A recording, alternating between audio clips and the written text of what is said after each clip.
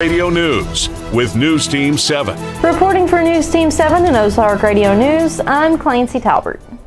As a result of the success of recent 4th of July celebrations and fundraising earlier this month, the Willow Springs Chamber of Commerce was able to present the local police department a check containing the proceeds.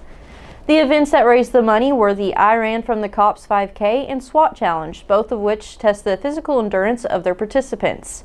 Officials with the chamber state that these events were a big success and look forward to an even bigger event for the third year of these efforts.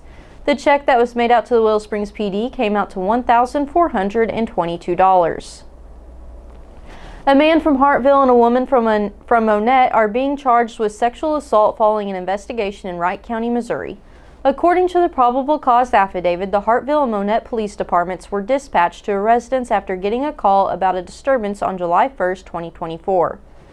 Once on scene, police found Randy Brown and Amy Matledge standing over a woman sitting undressed on the bed. Police did note that the victim did have autism. During an interview with Brown and Matledge, they found that these sexual assaults happened in Monette on May 24th and Hartville on May 25th. Matledge stated that she and Brown were married and she allowed him to sexually assault the victim while she stood outside to deter anyone if there were screams. During an interview with the victim, she stated that Brown performed sexual acts on her even after she asked him not to. According to the police, both Brown and Matledge had active warrants for their arrests surrounding sexual abuse allegations in Lawrence County. Randy Brown admitted to the accusation and was charged with 3 counts of sodomy and 3 counts of sexual abuse. Amy Matledge was charged with trafficking for the purpose of sexual exploitation and sexual abuse. Both were denied bond and are being held at Lawrence County Jail. Senate Bill 751, a bill that will lower the price of drugs, was passed without the signature of Governor Parson and will begin next month. The bill was intended to help uninsured and low-income Missourians better access discounted prescription drugs near them. Governor Mike Parson did not sign or veto Senate Bill 751, but will instead let it become law on its own. The legislation limits 340B drug contacts between Missouri hospitals, healthcare centers, and local pharmacies. In an interview with Missouri Net, Parson stated, "That's probably one of the bills that's been the toughest to try to figure out what is really the best thing to do here, not only for the 2 entities that I want to say have a huge interest in that bill, but what I'm looking for every day is what it's going to mean for the everyday citizen. And the other thing is, the truth of it is the lack of transparency in the bill. The drugs that are available now at the discount will be brought down to and can be found at your local pharmacies. For more information on these stories and more, visit ozarkradionews.com. Thank you for tuning in. Drew will follow up with a look at sports. I'm Clancy Talbert. Have a great day. Hirsch Feed and Farm Supply, we have it all for you. Hirsch Feed and Farm Supply, where we love what we do. All the products that you want at a price you can't afford. Hirsch Feed and Farm Supply, we're more than up on store. Garden, clothing, pet supplies, farm and household too. Fencing, automotive, hey, we deliver too.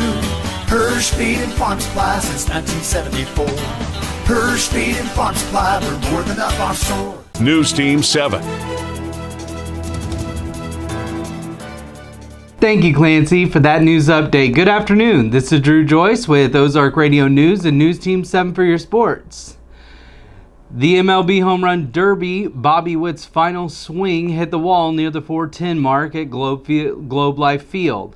Another 2 or 3 feet to the left, and it would have cleared the wall, and he would have tied Teoscar Hernandez of the Dodgers in last night's Home Run Derby. Instead, Witt's final hit landed off the bottom of the wall, and the Royals star had to settle for runner-up with 13 homers in the final in his hometown in Arlington, Texas. St. Louis City SC steps on the pitch tomorrow as they take on the Seattle Sounders. The club has been plagued with scoring problems through the season, in their last 5 matches being outscored 9-14. The season started out decent, but slowly has been declining and losing close matches. In their last outing in May, together, the Sounders won 2-1. The match will be in Seattle with a start time of 9:30. Tonight, the All-Star Game will be underway at 7:30 in Dallas, Texas. For the National League, the Phenom rookie pitcher from the Pirates, Paul Skeens, will take the mound.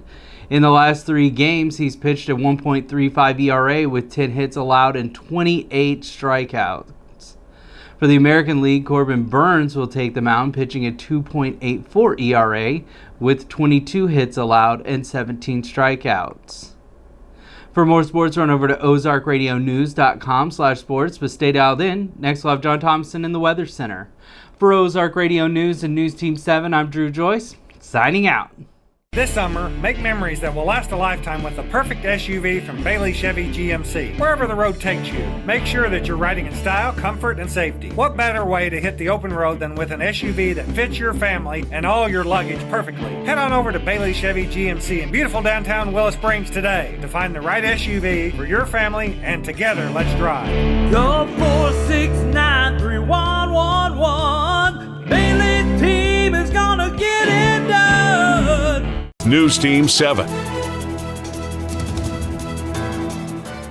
Thank you, Drew, for the sports update. Good afternoon. I'm John Thomason with Ozark Radio News and News Team 7 in the Weather Center.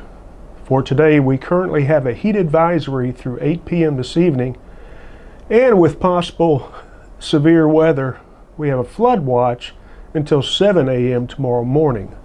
Otherwise, it'll be mostly sunny and very hot with a high near 97. Heat index values could reach 106. Tonight, showers and thunderstorms are likely. 1 to 2 inches of rain is possible. And tonight, the low will be around 71. Tomorrow, showers and a possible thunderstorm throughout the day, with new rainfall amounts up to 3/4 of an inch. The high will be around 85 and cool off into the night to a low around 65. For more weather information, go to ozarkradionews.com/weather and check out daily and weekly weather updates, closures, delays, and more. Thank you for tuning in. I'm John Thomason. For more news, visit ozarkradionews.com.